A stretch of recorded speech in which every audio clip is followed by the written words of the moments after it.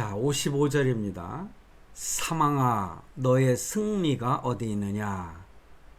먼저 다른 성경에 보면은 너의 승리가 이거를 너의 이김이 어디 있느냐 이렇게 예전에는 우리가 그렇게 봤지 않습니까? 승리가 어디 있느냐? 사망아, 내가 쏘는 것이 어디 있느냐? 사망이 쏘는 것은 죄요. 죄의 권능은 율법이라. 우리 주 예수 그리스도로 말미암아 우리에게 승리를 주시는 하나님께 감사하노니. 58절입니다. 그러므로 내 사랑하는 형제들아, 견실하며 흔들리지 말고 항상 주의 일에 더욱 힘쓰는 자들이 되라. 이는 너희 수고가 주 안에서 헛되지 않은 줄 알미라. 아멘. 오늘 고린도전서 15장 55절 58절 말씀을 중심해서 제목을 사망아, 너의 승리가 어디 있느냐. 지난 주일에도 제가 이 말씀을 외치는 그런 설교를 했죠. 사망아, 까불지 마라. 네가 쏘는 것이 어디 있느냐, 이기는 것이 어디 있느냐, 이렇게 설교를 했습니다. 오늘도 연장선상에서 죽음에 관한 그런 설교를 하고자 합니다. 그래서 사망아, 너의 승리가 어디 있느냐. 우리의 죽음으로써 끝나는 것이 아니죠. 죽으면 모든 것이 멸절되는 것으로 잘못 생각하는 분들이 있는데 그렇지 않습니다. 우리의 영혼과 육신은요, 불멸이라고 할 수가 있어요. 멸절되지 않는다. 지난 주일날 설교를 들으신 분들은 이 말씀의 의미를 깊이 이해하리라 생각을 합니다. 그래서 오늘도 이어서 죽음에 관한 이야기를 하는데, 우리 그리스도인들, 성도들의 죽음 앞에서 어떠한 자세를 취해야 되는가. 사람이 사는 것도 중요하지만은 죽는 순간도 내가 어떻게 죽느냐, 이것이 굉장히 중요한 것입니다. 지난 주일 설교 내용 가운데에 요한계시록에 있는 말씀을 제가 강조했잖아요. 죽음은 우리에게 끝이 아니고 죽음으로 인한 복이 있다는 말씀을 제가 드렸습니다. 성도들의 죽음은 복이 있다. 자, 그런데요, 제가 오늘 복된 죽음의 모습을 한번 여러분들에게 소개를 하려고 합니다. 제가 이 예화를 읽고 나서 가슴이 멍하고, 하나님 앞에서 나도 이러한 죽음을 정말 할 수 있을까, 그런 생각이 사로잡히게 되고 가슴이 아프고 한순간 눈에 눈물이 고이는 그런 느낌을 제가 받았습니다.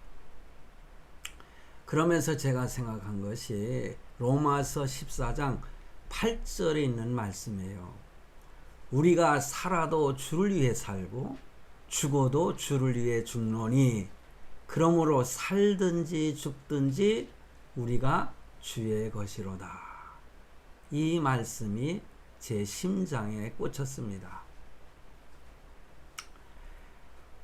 제가 예화를 말씀을 드리겠습니다.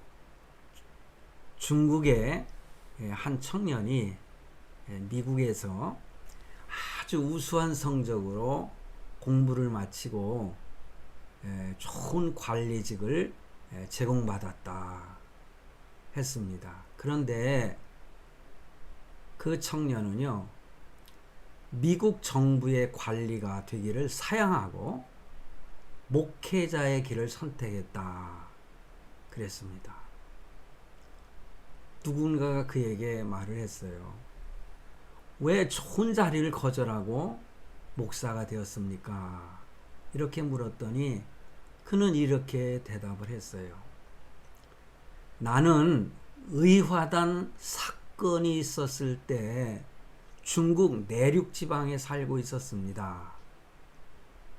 의화단 사건입니다. 제가 예화를 마치고 간단히 설명하겠습니다. 그 의화단 사건이 있을 때에 중국에 있는 내륙 지방에 살고 있었는데 마을에 우상을 섬기는 신당이 있었다 그랬어요. 하루는 많은 그리스도인들이 그 신당으로 끌려왔습니다. 그 청년의 고백입니다. 이게 군인들은 그들에게 우상에게 절하고 신앙을 버리도록 위협을 했습니다. 우상에게 절을 하면은 목숨을 살려준다는 것이었습니다. 기독교인들을 한 줄로 쭉 세우고 그 우상 앞을 지나가며 절을 하도록 했다는 것입니다. 그러나 끌려온 163명의 기독교인들은 한 사람도 절을 하기는커녕 고개도 숙이지 않고 우상 앞을 걸어가면서 휘두르는 군인들의 날카로운 칼에 목이 베어져 땅에 떨어져 구르는 모습을 나는 지켜보았습니다. 그 청년의 중국 청년의 고백이었어요. 절만 한 번 하면은 사는데도 163명의 기독교인들은 신앙을 지키기 위해서 순교의 길을 택한 것입니다. 그 다음 말이 가슴을 뭉클하게 했습니다. 나의 아버지도 그 중에 한 사람이었습니다.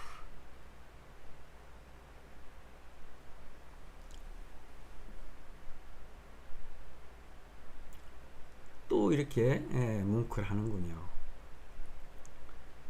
비록 나는 어렸지만은 그 사건이야말로 내 인생을 어떻게 살아야 할 것인지를 분명히 저에게 가르쳐준 사건이었습니다.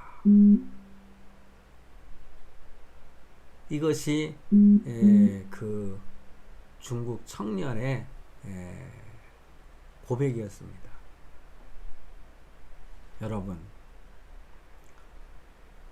그 의화단 사건, 의화단 운동은요, 제가 찾아봤어요. 네이버 지식백과에 제가 찾아봤더니 의화단 운동에 대해서 이렇게 기록하고 있었어요. 청나라 말기에 의화단을 중심으로 일어난 농민운동이다. 청나라 말기에 그리스도교는 서양 군사력을 등에 업고 들어온 종교였다. 이러한 이유 때문에 보수적 관료라든가 지방의 신사 그리고 농민 모두가 반대를 하였다. 그리하여 1850년대부터 전국입니다. 중국에 반그리스도교 폭동이 일어났다.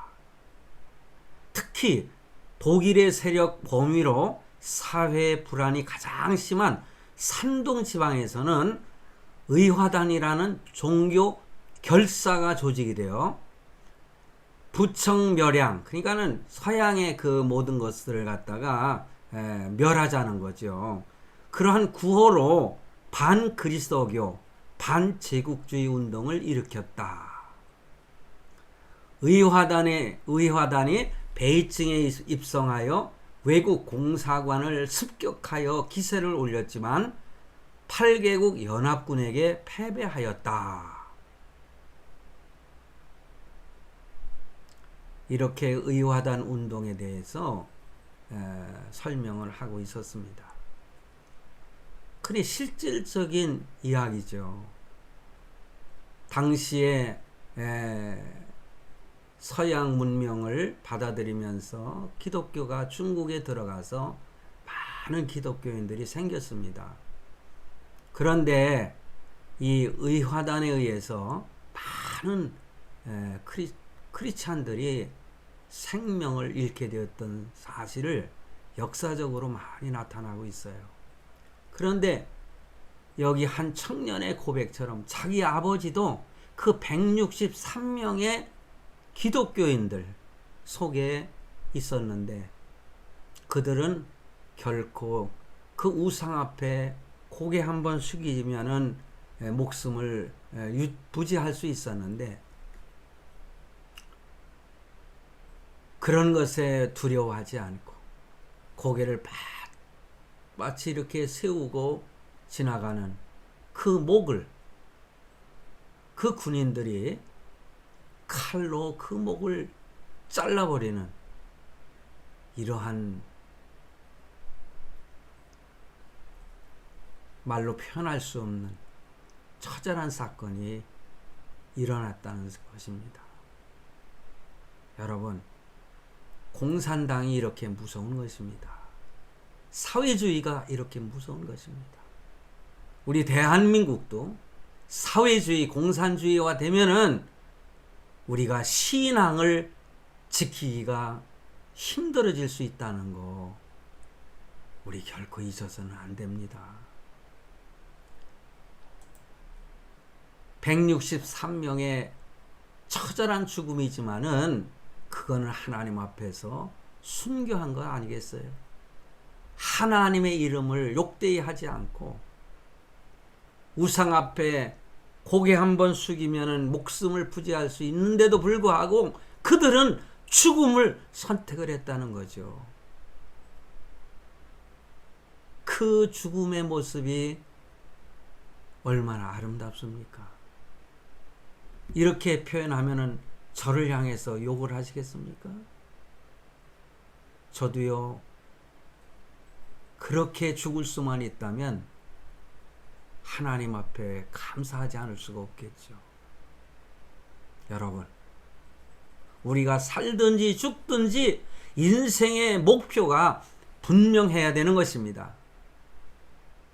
사나 죽으나 이런 신앙 고백으로 사는 사람은요, 하나님의 영광을 위해서 사는 사람들인 것입니다. 삶의 중심이 자기 자신이 아니라 십자가에서 피 흘려 죽으신 바로 예수 그리스도가 중심이 되는 삶을 말하는 것입니다. 우리는 지금 어떠한 삶을 살고 있습니까? 정말 주님 중심으로, 하나님 중심으로, 말씀 중심으로, 교회 중심으로 우리가 살고 있습니까?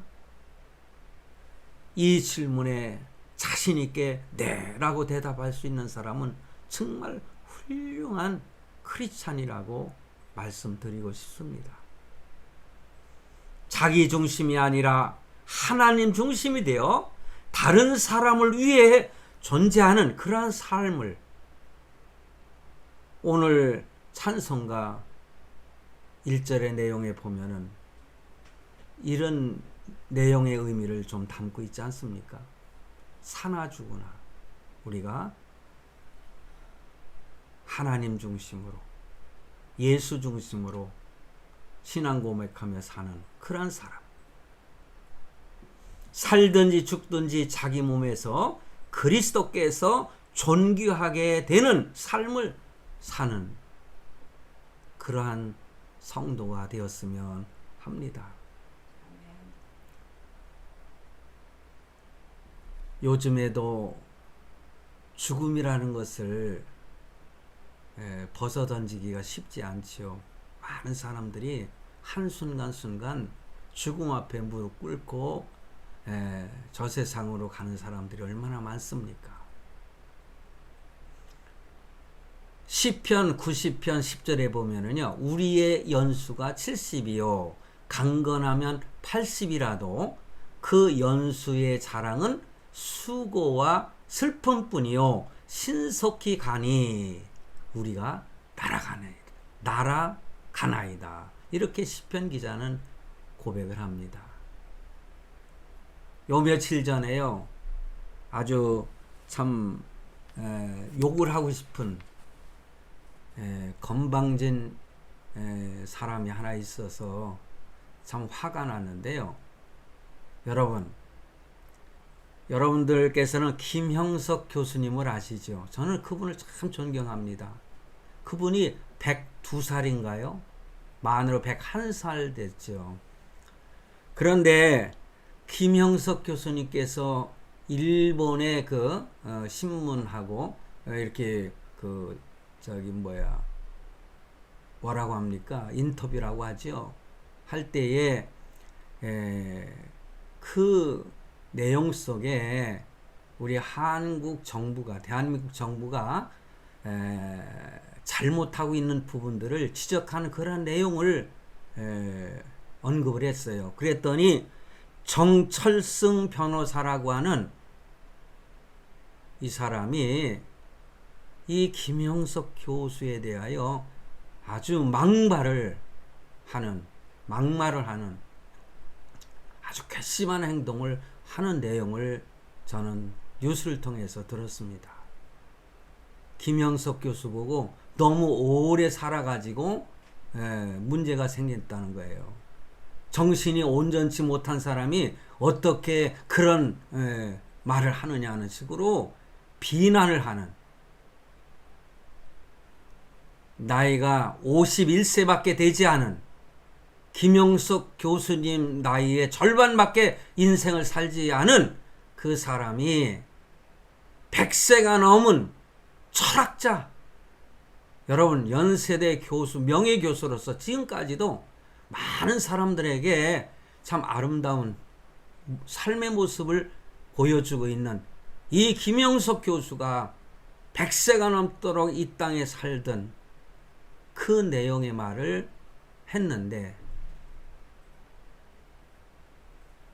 이 버르장머리 없는 이 정철승이라고 하는 젊은 변호사 정도 됐으면은 공부를 그만큼 했을 텐데, 오늘 이 대한민국의 이 현실이 이렇게 가슴 아프게 하는 일들이 벌어지고 있어요. 그래요. 성경에 보면은 뭐 연수가 70이요 강건하면 80이라고 했는데, 사실 구약 성경을 읽어보면은 창세기 그 참 하나님께서 천지 만물을 창조하시고 인간을 만드셨을 때에 1000세 가까이 살았지 않습니까? 무드셀라 같은 사람은 969세를 살았잖아요. 그런데 요즘에는 뭐 100세 시대라고 하는 말이 있습니다만은, 저도 나이 70을 살고 보니까 뭐 100세까지는 아직도 30년이 남았는데 내가 그렇게 살 수 있을까? 하나님께서 오라 하시면 언젠가는 갈 텐데, 뭐 그런 생각을 가지고 살고 있습니다. 여러분, 인생이라는 게 그래요. 어느 한순간에 나에게 죽음이 올지 모르는 거 아니겠습니까? 시편 103편 15절로 16절 말씀해 보면은 이런 말씀이 기록되어 있어요. 인생은 그날이 풀과 같으며 그 영화가 들의 꽃과 같도다. 그것은 바람이 지나가면 없어지나니 그 있던 자리도 다시 알지 못하거니와. 이렇게 기록하고 있어요. 인생은요, 풀과 같다고 그랬어요. 그 영화가 들의 꽃과 같다. 그렇게 사그러져 버리고 마는 게 인생인데, 뭐가 그렇게 잘났다고 남을 비판하고. 우리가 좀 더 깊이 묵상하며 마음속에 새로운 다짐을 해야 되지 않겠어요? 지금도 몇 초마다 한 생명이 세상을 떠나는 그런 죽음을 맞이하는 게 이 세상의 현실입니다. 지난 주일날 제가 말씀을 드렸지만은요, 이렇게 인생이 죽음 앞에 참 어쩔 수 없는 그러한 삶을 살고 있는데, 참으로 우리에게 소름 끼치는 일은 뭐냐? 인간 세계에 있어서의 이 죽음이 바로 죄로 인하여 하나님의 심판이 있다는 사실이 너무 소름 끼치게 만든다 이겁니다. 하나님의 심판은 무서운 것입니다. 우리의 육체적인 죽음이라 할지라도 단순한 하나의 자연적인 현상이 아닌 것이라는 거죠. 어떤 사람들은 제가 조금 있다가 잘못된 죽음에 대한 논리를 펴는 사상들 잠깐 말씀을 드리겠는데, 죽음이라고 하는 것은 인간에게 주어진 자연스러운 것이 아닌 것입니다. 하나님이 우리를 창조하실 때는, 인간을 창조하실 때는 영원토록 사는 존재로 만드셨거든요. 그런데 자연적으로 때가 되면 죽는 것이 아니라는 거죠.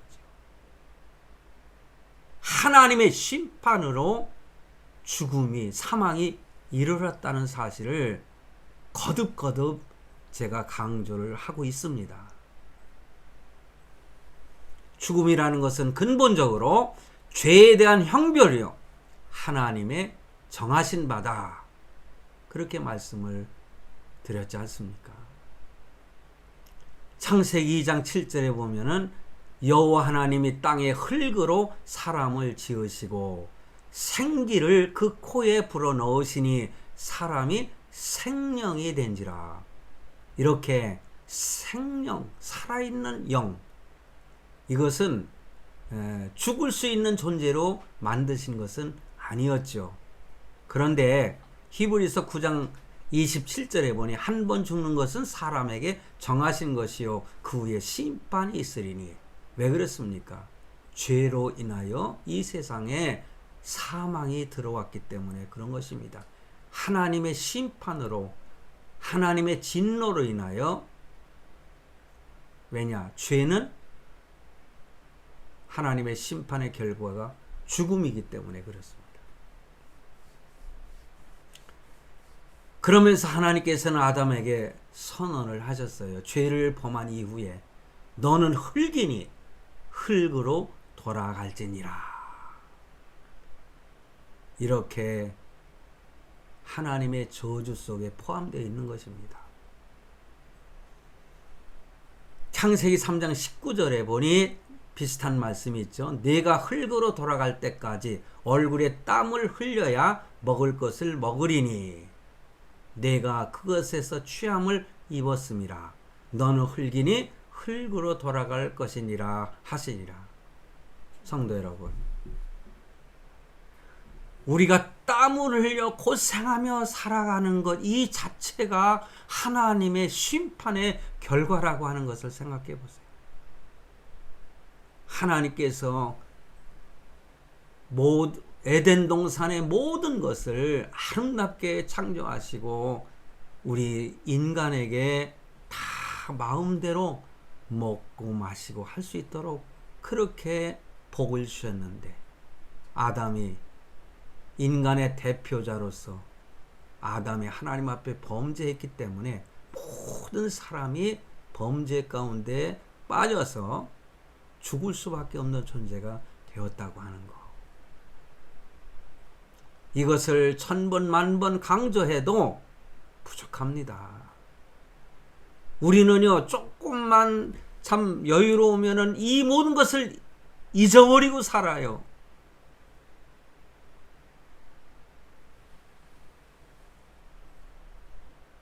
우리는 이것을 결코 잊어서는 안 되는 것입니다. 좀 전에 말씀을 드렸듯이 이 세상 사람들, 철학자라든가 많은 사람들이 죽음에 관한 생각을 말하지 않습니까? 근데 잘못된, 우리가 경계해야 될 죽음에 대한 잘못된 태도를 말하는 그러한 내용을 말씀을 드리겠습니다. 여러분들 한번 생각해 보세요. 간단히 말씀을 드리겠는데, 크리스찬 사이언스는요, 물질, 죄, 질병, 그리고 죽음은 실제 하는 것이 아니다. 이렇게 그들은 강조하고 말을 합니다. 크리스찬 사이언스. 그런데 여러분, 죽음이 실제하는 것이 아니라는 거예요. 죽음의 실제성을 부인한다고 해도 죽음이라는 것을 없앨 수가 있겠습니까? 죽음이 오히려 비웃지 않습니까?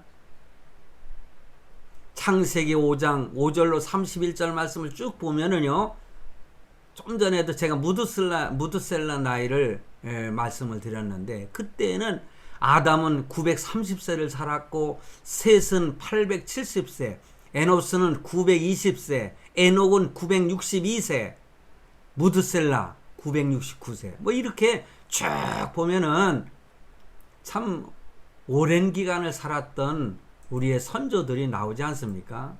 그러나 그들 모두가 죽음을 피하지는 못했다는 거. 지금까지 살아있는 존재가 있습니까? 잘못된 죽음에 관한 설명, 여기에 우리가 미혹돼서는 안 되는 것입니다. 그리고 도피주의자들, 세상의 어떤 일들을 인하여서 도전하려고 하지 않고 도망가는 자들, 뭐 이렇게 표현할 수 있겠지요.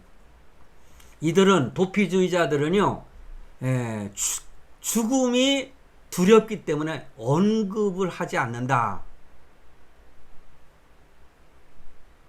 언급하지 않는다고 죽음이 피해갑니까? 도피주의자들, 잘못된 생각입니다. 그리고 숙명론을 믿는 자들, 그리고 스토아 철학자들은 어떤 생각을 하고 있느냐? 숙명론자, 제가 말씀드렸죠. 뭐 죽음이라고 하는 것은 뭐 자연스러운 것이다. 이런 사람들이 숙명론자들이 말하는 거예요. 죽음은 당연한 것이기 때문에 두려워할 필요가 없다. 뭐 그렇게 말을 합니다. 자연스럽게 받아들이면 된다고 그들은 주장을 하거든요.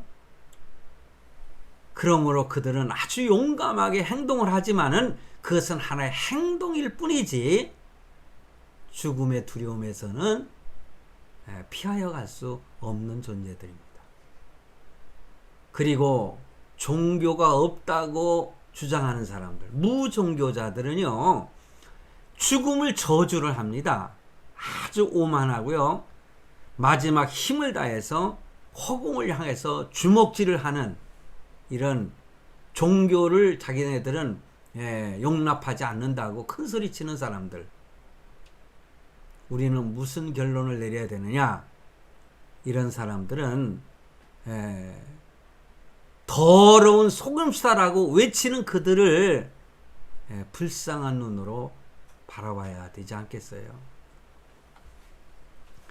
그리고 다섯 번째로, 철저한 염세주의자들은 어떻게 생각하느냐? 이 삶의 실증을 느끼고 결국은 죽음에게 자기 자신을 던지는 것입니다. 철저한 염세주의자들, 우울증에 걸리고 마지막에는 자살로 세상을 마감해버리는, 제가 지난 주일날 자살은, 왜냐? 자기를 살인하는 살인죄를 짓는 거거든요. 자기 목숨은 자기 것이 아닌 것입니다.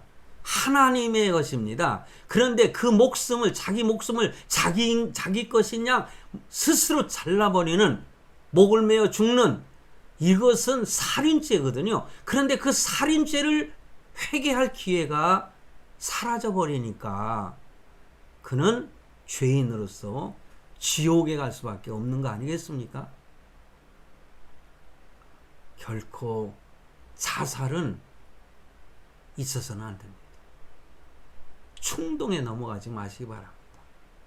예수 믿는 사람들도 때로는 우울증에 걸려서 힘들어하는 그러한 성도들도 저는 많이 봤는데, 저는 그런 분들에게 하나님의 말씀에 집착하고 말씀의 깊이를 묵상하면서 스스로를 극복하라고 저는 그렇게 가르쳤습니다.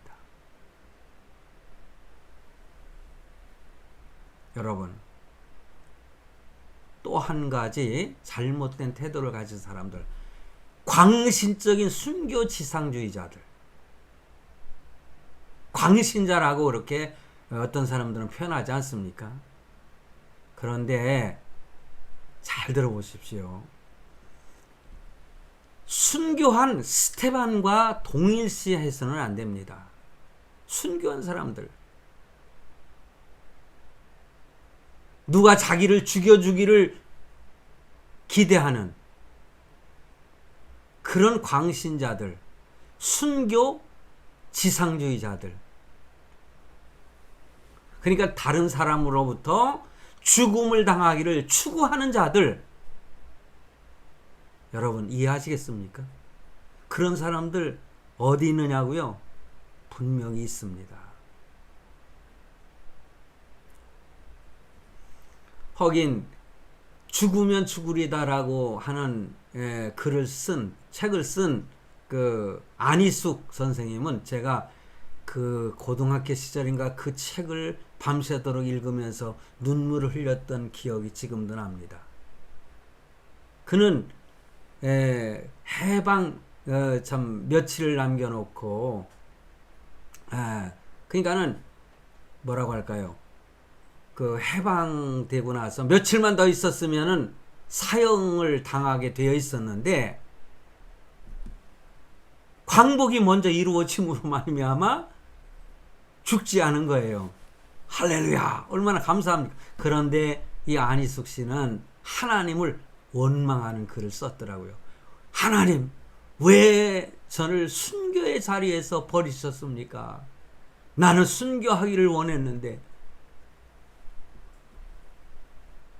그러면서 하나님 원망했던 내용을 보면서 저도 함께 그래 하는 그런 동의하는 뜻, 그런 마음도 있었지만은 그러나 그렇지 않죠. 다시 할 일이 있으니까 하나님께서 그 생명을 살려주지 않으셨습니까? 나중에 그가 후속으로 죽으면 살리다 라고 하는 책을 썼는데, 저도 그 책을 읽었는데, 그가 어느 목사님과 결혼해 가지고 미국에서 선교 활동을 많이 하는 그러한 내용들을 글에 썼더라고요. 그거예요. 하나님이 정말 하나님의 사명을 감당해야 될 사람에게 생명을 살려주시는, 한편으로는 꼭 광신도처럼 순교 지상주의자 같은 그런 느낌을 받았지만은 그렇지 않지 않습니까? 순교자의 면류관을 받기 위해서, 그리고 이 땅에서 어떤 성자의 추대를 받기 위해서 이렇게 그 순교를 추구하는 그런 것도 지나친 것이기 때문에 하나님 앞에서 그것도 부끄러운 일이다 라고 하는 사실을 우리는 깨달아야 됩니다. 그렇다면 가장 바람직한 죽음의 그 태도는 무엇이냐? 그게 지난 주일날 제가 다 말씀을 드렸습니다. 그리스도인들은요, 어떠한 방식으로든지 죽음을 추구하지 않습니다. 왜 스스로 죽으려고 합니까? 나는 잠시라도 더 살면서 주님께서 맡겨주신 사명을 감당해야 되겠다고 하는 그러한 열정을 가지고 복음의 그 전파를 위해서 살겠다고 하는 강한 의지를 가지고 사는 것이 크리스찬의 바른 죽음의 태도인 것입니다. 신자들은요, 하나님의 긍휼하심을 기다리는 것입니다. 사망의 골짜기를 다닐지라도 두려워하지 않을 것은 시편 23편에 있는 말씀을 보면은 잘 알지 않습니까? 죽음이라고 하는 것은 본질적으로 이렇게 분리되어지는 걸 말하잖아요. 육신의 죽음은 영혼과 분리되는 것이고, 그렇잖아요. 네. 영혼의 죽음은 무엇입니까? 하나님과 분리되는 거거든요. 무서운 것입니다. 육신의 죽음은 불신자들도 신자들도 똑같이 옵니다. 예. 그래서 육신은 죽어서 흙이기 때문에 흙으로 돌아가고, 그러나 나중에 거룩한 육신으로 다시 영혼과 연합이 되는, 이것이 기독교인들 그리고 불신자들도 그들도 똑같이 이렇게 부활의 때에 부활해 가지고 영혼과 일치가 돼 가지고 영원한 형벌 지옥으로 떨어져 영원 무궁토록 고통 속에서 사는 거, 상상만 해도요 오금이 저리고 치가 떨리지 않습니까? 근데 우리는 얼마나 감사합니까? 내가 무엇 하나 잘하는 것도 없는데 나를 선택하셔서 하나님의 자녀 삼아주심으로 이렇게 영혼과 거룩한 육신과 같이 연합이 되어 일치가 되어 또 그리스도와 하나가 되어서 영원 무궁토록 하늘나라에서 살게 된다고 하는 거. 이것을 확신하기 때문에 의화단에게 목숨이 끊어지는 한이 있더라도 우상 앞에 고개 하나 끄떡이지 않는 그런 신앙으로 목이 날아갔던 순교자들, 그 신앙이 있었기 때문에 이러한 죽음 앞에서도 두려워하지 않고 할렐루야 하면서 하나님 앞에 가지 않았겠습니까? 자기 아버지의 그 신앙의 모습, 목이 잘리는 모습을 보면서 인생의 삶을 내가 어떻게 살아야 될 것인가를 마음에 다짐하고 그가 나중에 목회자로서 그 일생을 미국에서 좋은 관직에서 정말 행복하게, 이 땅 위에서의 행복이죠. 부귀와 영화를 누리면서 살 수 있었음에도 불구하고 그는 목회자의 길을 걷게 되었다. 이렇게 고백을 하고 있지 않습니까? 성도 여러분,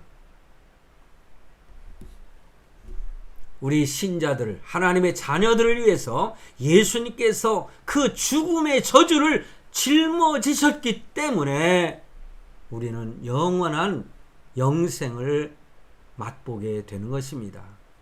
그리고 생명의 멸류관도 우리에게 상으로 주실 줄로 믿습니다. 그러니 오늘 본 말씀에 사망아 너의 승리가 어디 있느냐, 사망아 내가 쏘는 것이 어디 있느냐.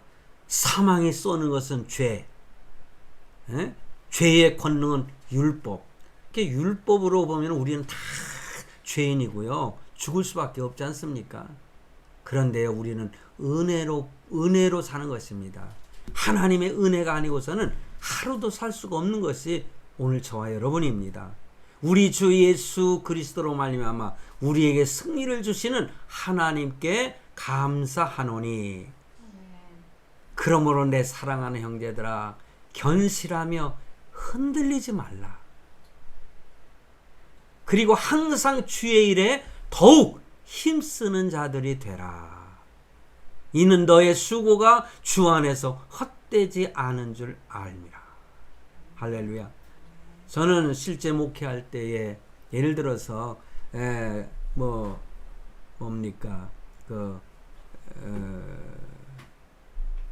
집사님들 같이 회의하는 그런 회의할 때는 꼭 이 말씀을 제가 증거를 합니다. 그러니까는 흔들리지 말라는 거예요. 그래서 성경이 말하는 죽음, 시편 116편 15절에 그의 경건한 자들의 죽음은 여호와께서 보시기에 귀중한 것이로다. 할렐루야. 많은 말씀이 있습니다만은 오늘 이 말씀, 경건한 자들의 죽음, 하나님의 자녀들의 죽음은 하나님께서 보시기에 아주 귀중한 것이라고 말씀을 하고 있으니까 요한계시록에서 말씀하고 있는 믿는 성도의 죽음은 복이 있다.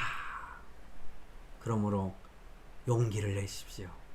오늘 이 순간 힘들고 어려운 일이 있다 할지라도 용기를 내시고 그 하나님의 음성을 들으시고 오늘도 힘차게 죄와 싸우고 세상과 싸우고 코로나19하고 싸우고 정부에서 우리를 괴롭힌다 할지라도 싸워서 승리하는 우리 성도들이 되시기를 간절히 바랍니다.